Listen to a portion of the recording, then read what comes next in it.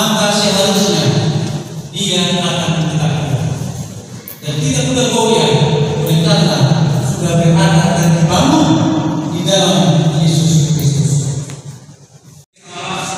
Siapa?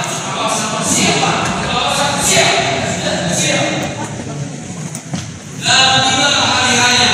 Saya orang begini, ada yang akan dikatakan hidup di kota ini salah atau dosa. Ini yang saya lihat ada kayak keekstriman bagi umat-umat Tuhan ini. Ya, ada keekstriman, ekstrim. Ini dia. Ya, saudara sekalian, selama bertahun-tahun ribuan umat gereja Advent telah dibimbing dalam memilih lingkungan tempat tinggalnya dan relasi dengan organisasi-organisasi di dunia oleh nasihat-nasihat nubuat yang telah tersebar luas. Tapi Tuhan mau untuk lebih efektivitas dulu. Ya, dan semua orang kaya pun lebih perlindungan dari orang miskin kadang-kadang. Ya, kadang-kadang.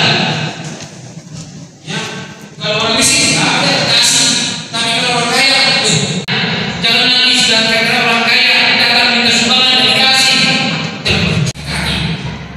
Percuma kalau kami diserang oleh orang kaya.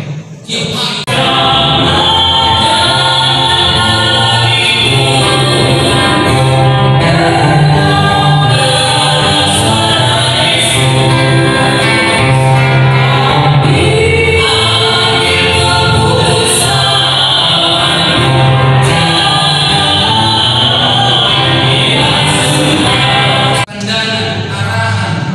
Itu yang kita berikan kepada anak kita. Ya, pemahaman, pengertian, itu yang kita berikan kepada anak kita. Ya. Saya sangat bahagia dan terberkati pada sore hari ini oleh karena Tuhan memberikan sebuah kesempatan yang indah bagi kita para penatua gereja masyarakat ke-7 untuk wilayah Kota Medan, di mana kita dipertemukan dalam sebuah acara seminar kontribusi